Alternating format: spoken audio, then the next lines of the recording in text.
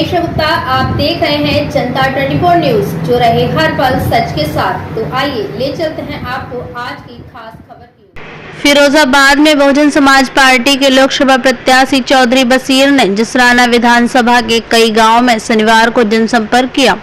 इस दौरान बशीर को जन समर्थन मिला। बसपा पार्टी के कार्यकर्ता तथा पदाधिकारी उनके साथ रहे। गांव में बसपा प्रत्याशी का लोगों ने फूल माला पहनाकर स्वागत किया। जनसंपर्क के दौरान चौधरी बशीर ने जनता से कहा कि पूर्व मुख्यमंत्री मायावती का कार्यकाल सभी लोगों को याद है। उनके कार्यकाल में जिस तरह इसका सुशासन चला, आज तक किसी सरकार में नहीं चला है। पूर्व मुख्यमंत्री ने सर्वजन हिताय सर्वजन सुखाय का नारा दिया था। उनके शासनकाल में किसी भी व्यक्ति को कोई परेशानी नहीं हुई। उन्होंने कहा, आज प्रदेश और देश को मायावती जैसे नेता की सख्त जरूरत है। उन्होंने जनता को आश्वासन भी दिया कि अगर उन्हें सांसद चुनते हैं तो वह क्षेत्र का चहुमुखी विकास कराएंगे, बिना किसी भेदभाव और जाति पातिक और मजहब के प्रत्येक व्यक्ति के लिए काम करेंगे। जिसराना के गांव सांखनी में घर घर जाकर वोट मांगे। इस दौरान जनता ने उनके साथ जमकर नारेबाजी की। लोगों ने अपना समर्थन खुले मंच से दिया। जनता के समर्थन को देख बशीर भी खुश दिखाई दिए। जनसंपर्क के दौरान बड़ी संख्या में कार्यकर्ता मौजूद रहे। ब्यूरो रिपोर्ट, फिरोजाबाद, जनता 24 न्यूज, रिपोर्टर रवि वशिष्ठ। आपको देखने को मिल रहा है। देखिए, ये चुनावी पर्व है, सभी आएंगे और अपना अपना काम सभी करेंगे। इनके आने से या किसी के न आने से कोई फर्क पड़ता नहीं है। जनता जो 5 साल में जो सिटिंग सांसद या सिटिंग विधायक होता है, उसका रिपोर्ट कार्ड तैयार करती है। आने और जाने से कोई फर्क नहीं पड़ता, उस आधार पर वोट पड़ेगा इस बार। अक्षय यादव ने 2 लाख से ज्यादा वोट की जीत का दावा किया है। आज क्या कहना चाहिए? अगर जीत का दावा किया तो फिर पिछला चुनाव क्यों हार गए? अगर काम ही किया होता, जनता नकारती क्यों पिछली बार? देखा जा रहा है कि बसपा की किस तरीके से रूपरेखा है इस चुनाव को लेकर और क्या तैयारी है। हमारी गिनती 7 लाख से शुरू होती है। मैं समाजवादी पार्टी के प्रत्याशी जो है अक्षय यादव, मैं उनसे पूछना चाहता हूँ, दूसरा वोट तो बताएं। उनके पास केवल एक वोट है यादव समाज का, और यादव समाज के लिए संतुष्ट नहीं कर पाए। यादव समाज के भाई भी हमारे भाई हैं, हमारे मित्र हैं, लेकिन वो उनको संतुष्ट नहीं कर पाए। उनके पास सिंगल एक वोट है एक जाति का, वो भी पूरा नहीं है उनके पास। और मेरे पास बहुजन समाज पार्टी का 20 वोट प्लस मुस्लिम और अन्य जाति जितनी सर्वजन हिताय सर्वजन सुखाय का जो नारा माननीय बहनों ने दिया है, वो सभी धर्मों के लोग कहीं ना कहीं कुछ ना कुछ वोट हमको इसलिए देंगे क्योंकि माननीय बहन जी मुख्यमंत्री थे, सभी के काम हुए। तो मेरे पास तो गिनती 7 लाख से शुरू है। वो अपनी गिनती बताएंगे ना, हमारा वोट जोड़कर क्यों बताते हैं? अब जब मैं खुद चुनाव लड़ने में आ गया बहुजन समाज पार्टी के टिकट पर, तो ये मुस्लिम वोट अपना मानकर क्यों चल रहे हैं? लगभग एक दिन में कितने क्षेत्रों में बहुजन समाज पार्टी इस समय दौरा कर रही है? किस तरह का समर्थन प्राप्त? 30 से 35 गाँव 40 गाँव हम लोग रोज कवर करते हैं। आज सुबह से जी क्या पूछना चाह रहे हैं? जसराना विधानसभा सुबह से हम लोगों ने कवर किया। प्रत्येक दिन में हम 30 से 40 गाँव कवर करते हैं।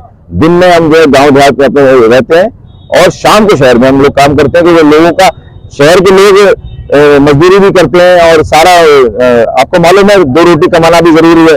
तो हम लोग जब वो लोग फ्री हो जाते हैं तो रात को शाम को उनको समय पूरा देते हैं। एक मामला और निकल के आया कि आज देखा गया है कि समाजवादी पार्टी ने एक और आरोप लगाया है प्रशासन पर कि होर्डिंग लगाने की परमिशन नहीं दी गई। तो इस तरीके की आपके साथ भी हुआ है? देखिए, जो सबके साथ होगा वो मेरे साथ होगा। कोई किसी पर आरोप लगाना उचित नहीं है। है इस बार लोकसभा चुनाव को लेकर देखिए, माननीय बहन जी कभी भी करनी और खतनी में अंतर नहीं करती हैं। जो कहती हैं वही करती हैं, और जो अन्य दल है वो करनी और कथनी में अंतर रखते हैं। अब जिस तरीके से हम लोग चल रहे हैं उस तरीके से ये अनुमान लगाना भी नहीं पाएंगे कि हम लोग चल कैसे रहे हैं। पर डे हम 30 से 40 गाँव को करते हैं, डोर टू डोर जा रहे हैं, और हमारी जो परमिशन है गाड़ियों से मिलती जा रही है, उनको हमने अलग अलग सेक्टर वाइज क्षेत्रों में लगा रखा है। वो अपना प्रचार वहां कर रही हैं। तो हमारे प्रचार के मुकाबले तो ये प्रचार कर ही नहीं सकते।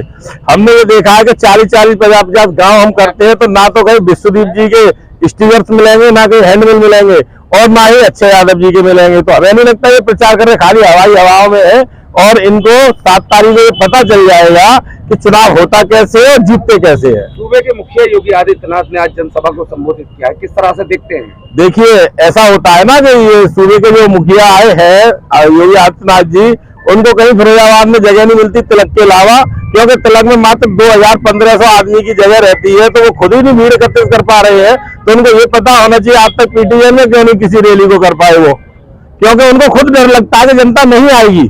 उनको इस बात का डर लगता है कि जनता नहीं आएगी, इसलिए वो तिलक इंटर कॉलेज जो कि फिरोजाबाद का सबसे छोटा और सबसे निम्न कोटि का ग्राउंड है वहां करते हैं। उसमें भी आधे से ज्यादा में मंच बना देते हैं और 1000-1500 लोगों की भीड़ को जब अंदर जाने के लिए रोकते हैं तो ऐसा लगता है जैसे इनमें यानी कितना बड़ा उत्साह है। तो इसलिए वो तो 1000-1500 में सिमट के रह जाएंगे। और उनके एतमादपुर से प्रत्याशी रहे राकेश बघेल जी समाजवादी पार्टी में आए हैं, क्या देखते हैं, किस तरह से देखते हैं? एतमादपुर से विधायक रहे, मेरी नजर में तो कोई राकेश एतमादपुर विधायक नहीं रहे। हाँ, मैं वही तो कहूँ, टूडला से जो राकेश विधायक आए थे वो पहले बहुजन समाज पार्टी से 2 बार चुनाव जीते, लेकिन ईश्वर उनको सद्बुद्धि दे, पता नहीं क्या उनमें ऐसी चीज दिखाई दी, ऐसा अहंकार आया कि उन्होंने बहुजन समाज पार्टी को छोड़कर समाजवादी पार्टी के यहाँ चले गए, लेकिन वहां भी उन्हें हार मिली।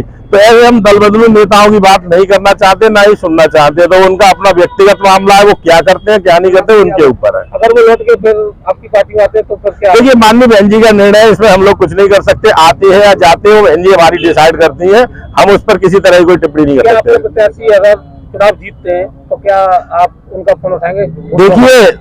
देखिए, अगर माननीय चौधरी बसी जी यहाँ से चुनाव जीतते हैं तो आपको इस फिरोजाबाद की नक्शा बिल्कुल बदला हुआ नजर आएगा और यहाँ जातिगत से ऊपर राजनीति होगी। ना कोई हिंदू होगा, ना कोई मुसलमान होगा, ना कोई जाटव होगा, ना पंडित होगा, ना ठाकुर होगा, ना ब्राह्मण होगा।